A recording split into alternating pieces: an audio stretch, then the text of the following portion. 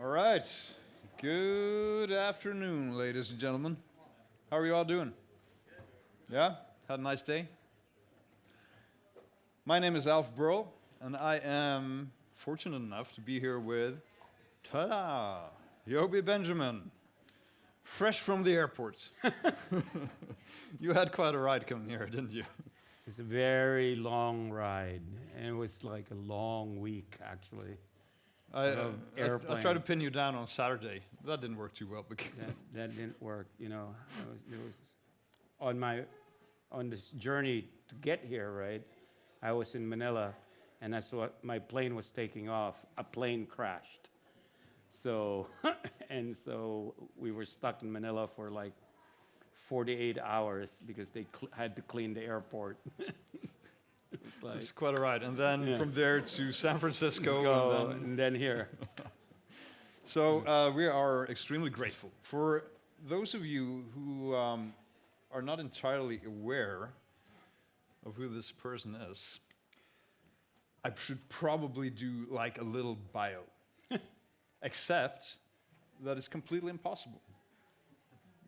I can't really think of any way to do a little bio about Yobie Benjamin. I mean, if you look at your abbreviated intro on LinkedIn, it's still 2 pages long.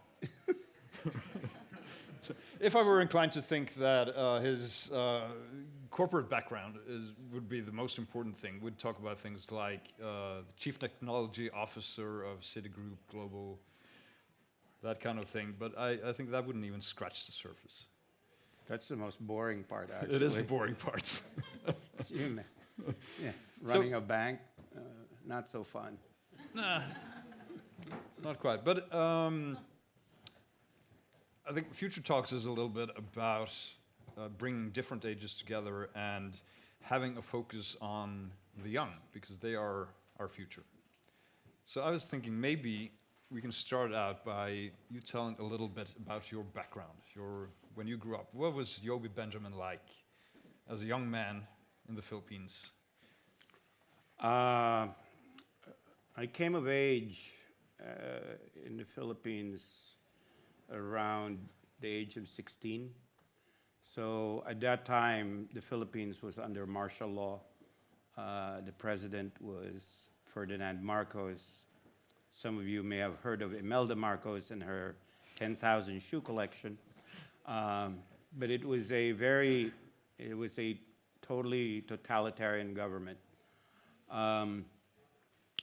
Martial law, there was curfew, 12 midnight, everybody goes home. The interesting thing was when I went to what was our state university, the University of the Philippines, and there was an interesting thing that happened. They decided to raise the tuition fees. Oh. And that became, interestingly enough, a catalyst for getting students, despite the fact there was martial law, interested in protesting. So there were several of us.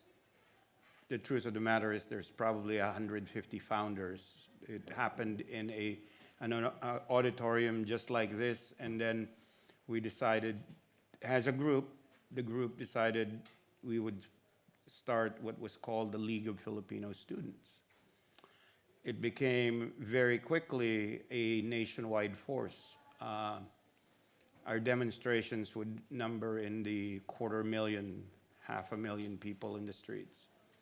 And because of that, they decided to, I was arrested and spent almost a year in jail.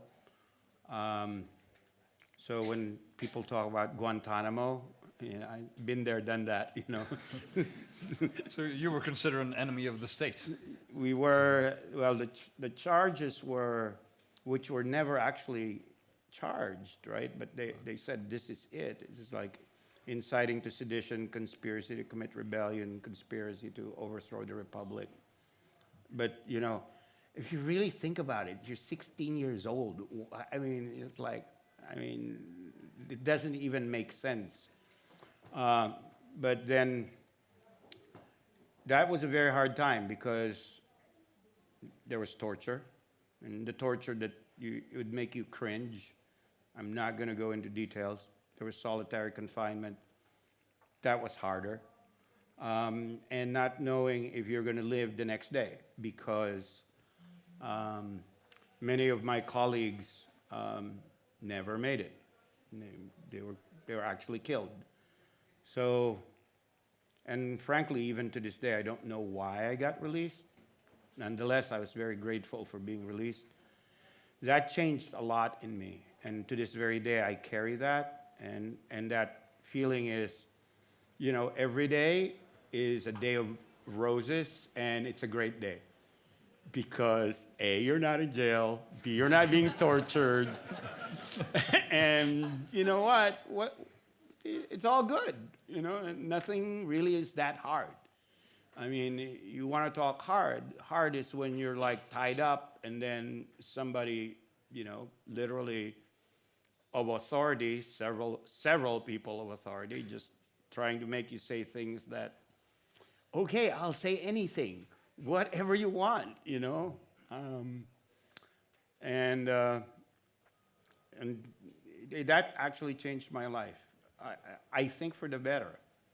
The better because from then on, you know, I looked at life as every day was a gift. You know, even to this day, everything's a gift, and that probably was the most profound effect on me. So, but at some point, you turned your sights towards the United States.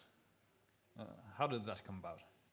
So after I graduated from the University of the Philippines, my first job was actually with the U.S. State Department in the Philippines. It was called they classify you third country national employee. And my work was with refugees. During that time, it was around 1982, 81. There was the Vietnamese refugees, Cambodian, Laotian, basically mass, you know, they started leaving their countries and headed to Thailand, the Philippines, Malaysia, Indonesia, Hong Kong, and the country that took the most refugees was the United States. I happen to speak Thai, Lao, Cambodian, and Vietnamese. So when the job just came, it was just one of those things. What I did was I made films on American culture, how to speak English, pre-employment training, cultural orientation, you know, like not so interesting films, but they were used in the classroom to teach the refugees. And then my work expanded to working in Sudan with Ethiopian refugees. Then we worked in Pakistan with the Afghan refugees. That was the first wave of Afghan refugees. Najibullah was overthrown. That's when the Soviets were kicked out of Afghanistan. So there was an influx of Afghan refugees through the Khyber Pass in Pakistan. That was very interesting, but you know, because we didn't know how to adjust as a program. Because the Vietnamese refugees and the Laotians, the Cambodians, by the way, a lot of them, the Norwegians, worked with us very closely. At that time, there was a big influx of Vietnamese refugees that went to Norway, and I know they're still here, and probably very successful. But anyway. So did this somehow trigger? You got an interest in coding, for instance, at a very early stage. Did this have? That was an interesting. So I ended up going to the States because I went to the States a lot because I had to take footage, right? Of, you know, what's a supermarket? What's a toilet? You know, it's like, I mean, literally, this is what you teach refugees. You know, I mean, you know, a little story here because I think this is a real story on cultural differences. A Hmong refugee, Highland Lao, was brought over to Minnesota. He had his caseworker with him, and they sat down in front of in the building, and the caseworker said, "Sit down, just wait." Leaves, comes back, takes the guy by his hand, and they were proceeding to the elevator. The guy started freaking out. I mean, screaming in Hmong, which is not even Laotian. It was like chaos. Police came, everything. And then finally, they found an interpreter. And then the interpreter said, what's happening? Is he having a mental breakdown? No, he just said he didn't want to disappear. And he didn't want to turn into a black person. That was the thing, because the elevator would open, you know, people would go in, it would open, there's no one, you know, would close again, black guy comes out, you know, and this guy, but it's really a great story of how, you know, you can't expect everybody in the world to know exactly where you're coming from. You know, we all have different perspectives, we all have different experiences, and that really highlights, you know, the differences we have as a world. And, you know, it takes work to understand each other. Anyway, so I came to the States, and the next thing you know is a friend of mine said, "Oh, go work in this company called Lotus." And I said, I thought it was the car company, because Lotus was famous for making cars. Turns out the company I was about to join was Lotus Development Corporation. We did the spreadsheet. We basically invented the spreadsheet, Lotus 1, 2, 3, which is way, you don't know it. These young kids here have no clue what it is, but it is the first spreadsheet.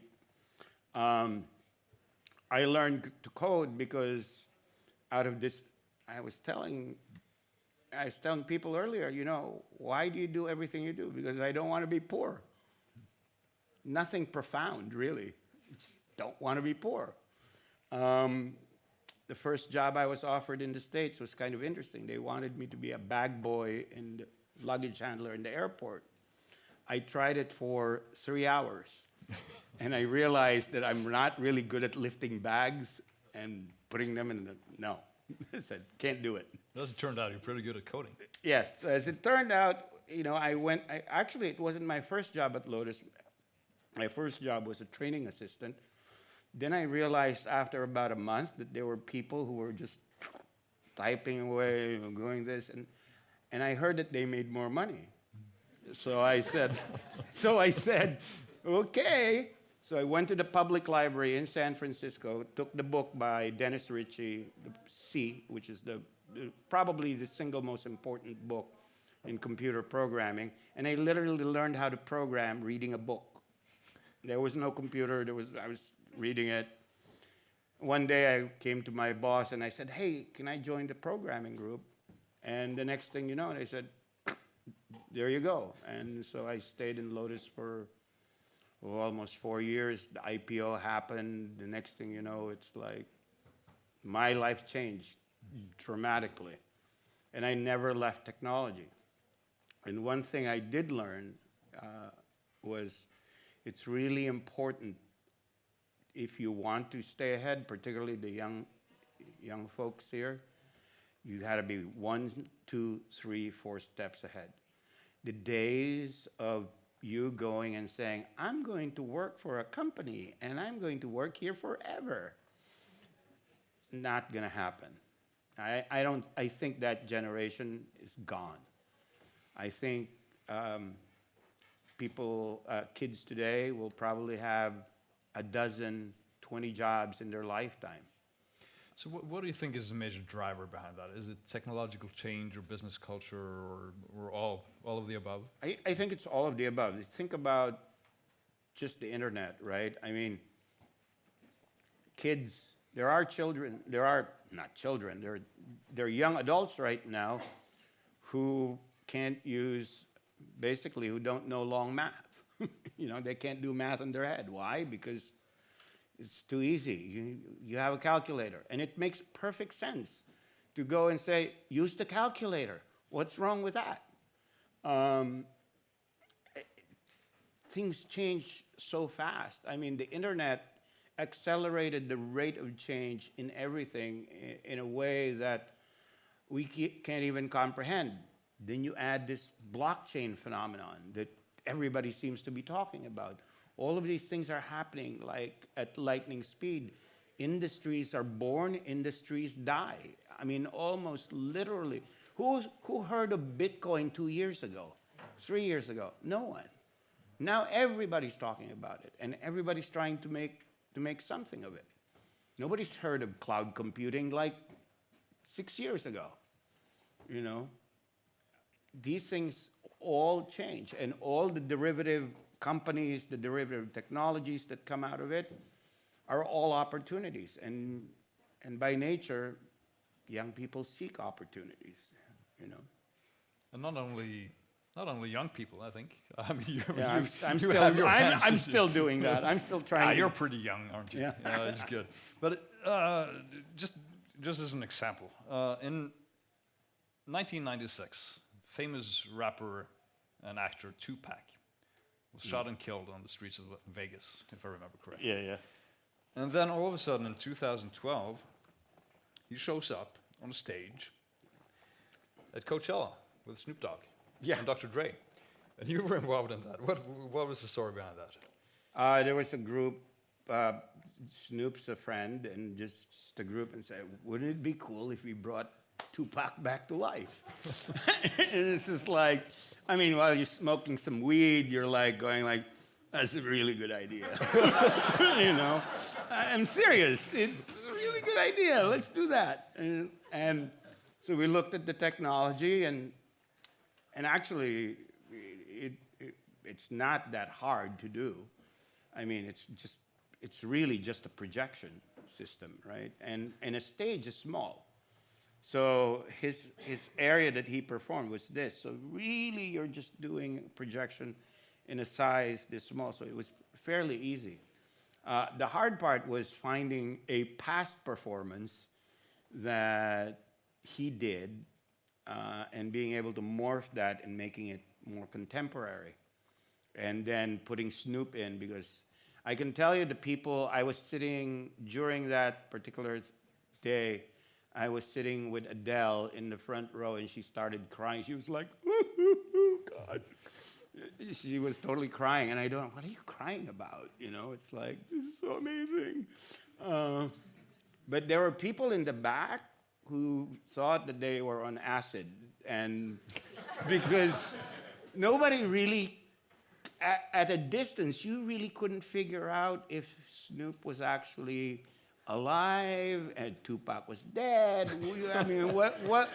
I mean, you're like heavily drugged, so you're like, and drunk, and so you're in the back and you're going like, what's happening? You know, it's like, but it was cool, you know, and it actually gave birth to some ideas that that I developed and co-developed.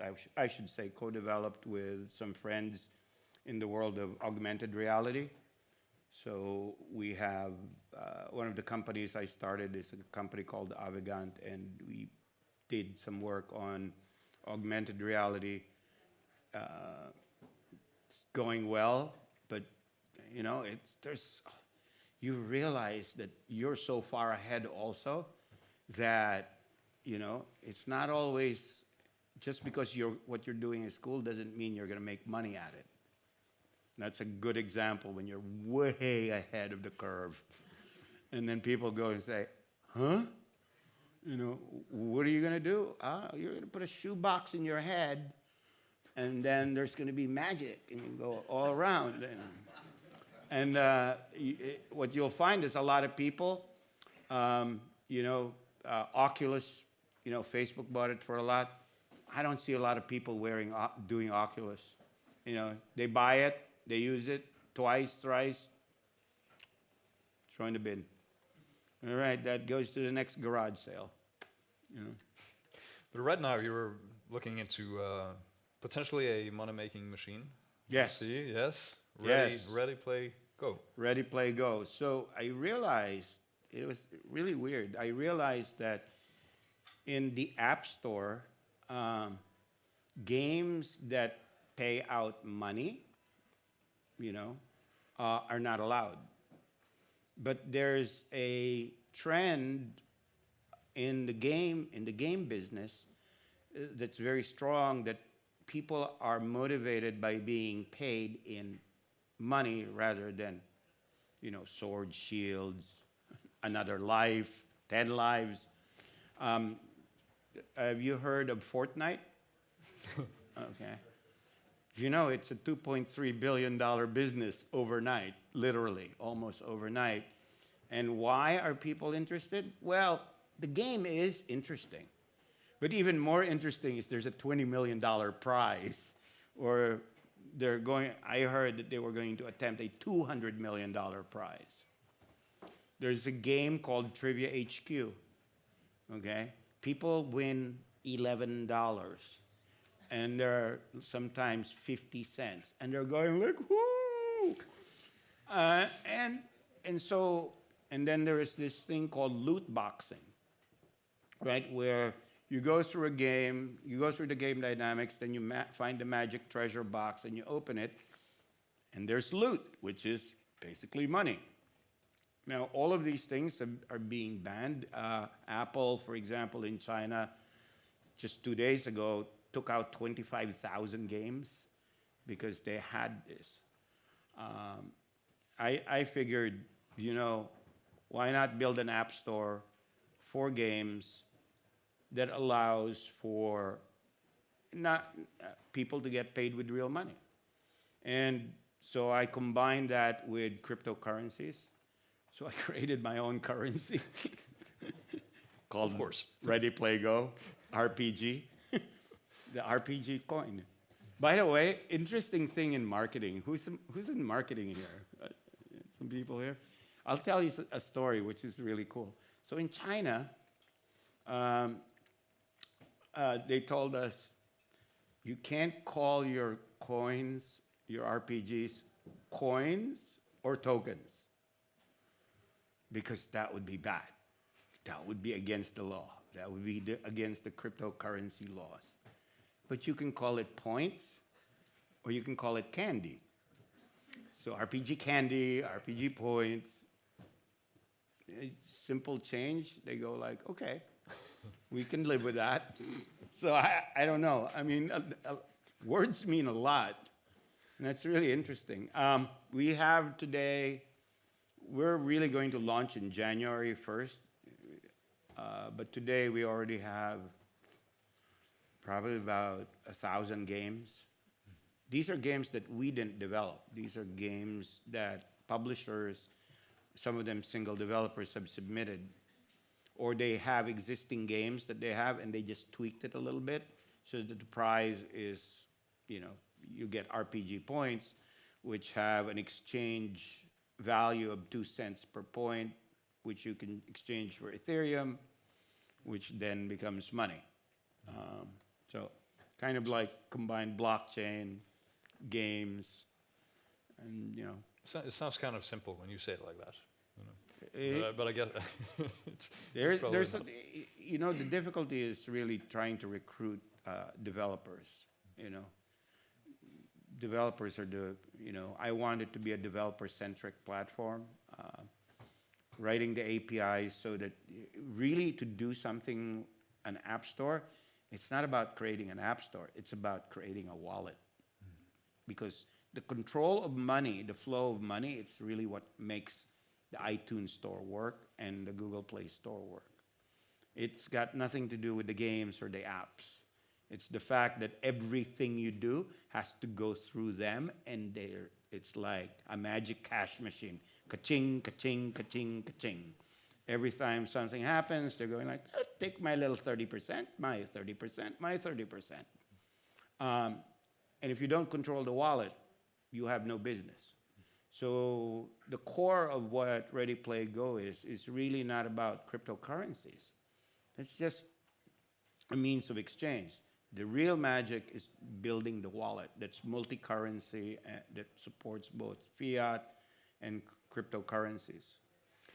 All right, so a little cue for the young people in the audience. Yobie Benjamin is looking for good developers, and there is a magic money-making machine out there. Yeah. I think we can just about afford one or two questions from the audience. If there is anyone who has something at heart. Okay, I think Johan is dying to ask something. Okay, go ahead. Yeah. So I've developed the game myself. We are in schools, and we know exactly what you're talking about. We use points, but we face also the ethical thing around if you could convert the points to cash, because all of a sudden, the points are cash. Not happening, but I can see you guys are doing it, and of course you come into the whole addiction problem, which we are now one of the biggest problems we have. Do you feel any ethical responsibility that you're now opening up for mass addiction? So, that's a very good question, and probably I should be, I should take a course on ethics. But seriously, it's a phenomenon that exists today. I mean, it's not, I can't solve a societal problem, and I'm not even going to attempt to solve a societal problem. I think a lot of this addiction, for example, on games, it actually begins at home, with kids. Like I have kids, and guess what? My kids, even to this day, and they're already 18, I say, dude, you stop playing, and they listen to me. I said, like, no, stop at about 4 hours, man. I mean, it's, this 18-hour on the game, you can't help it. There are people who are going to go and do it. Games are that way. They have that effect on people. It's not only games, though. I mean, food is the same thing. You have food, it gives you the same thing. Drugs, alcohol. I mean, nearly everything in society is subject to abuse, And the best way you can, at least from our point of view, is we try to go and make sure that people, part of the APIs, for example, that we have is like if you're losing too much, we put you on the timeout box. There's a API that says, okay, timeout for you, brother. You've lost, from everything we know about you, you only have about $20 and you're now at $25. Maybe you should stop. So that's about as much as we're doing, allowing breaks in the API system that we have. But with regards to the ethics of like, should I go and do something about it from a societal point of view? Big ask, brother. It's really big ask. So yeah, maybe. Yeah, maybe. Yeah, maybe.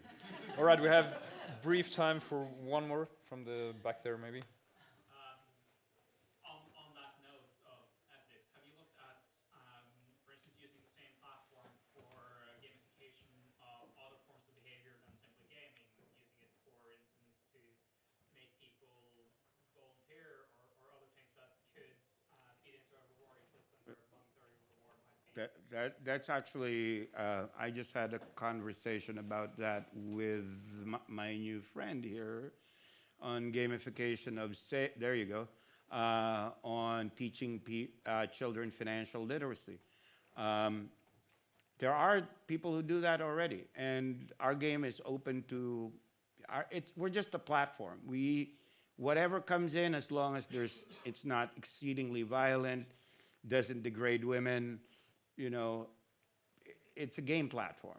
We're not here to pass judgment on whether this game is good or bad, because one of the things that's hard for developers is when you're a solo developer, try to get into the Apple App Store. Okay, in between the Apple App Store and the Google Play Store, there's roughly 8 to 9 million apps. Over 50% of them are games. And if you're game number 4,991,000, whatever, you're never going to make money. We think that by focusing our energies on game developers, that we would give young developers, young publishing houses, a better chance at, actually making a profit and making a living at what they love to do. All right. I think we could have kept going pretty much the whole evening, but unfortunately we have to cut it off. So one final question from me to you. Is there one piece of advice that you'd like to give from the wealth of experience of Yobie Benjamin to young people? I think the most important thing is you always have to have the ability to pivot. You know, failing is not a bad thing. Much more important is, you know, trying to get up, you know, fast fail, what we call fast failing. If you're going to fail, fail fast. Get up fast. Don't be afraid of failing, and have a portfolio attitude in life. If you're only doing one thing, at least for me, it doesn't work. You know, I have to do at least 5 things, because 4 of them I know are probably not going to make it. You know, so I have a very portfolio attitude in life, and I think that it's going to be the demand that's placed on the young people of today because of the way technology comes into play. Yeah. All right. Yobie Benjamin, ladies and gentlemen. Thank you. Thank you.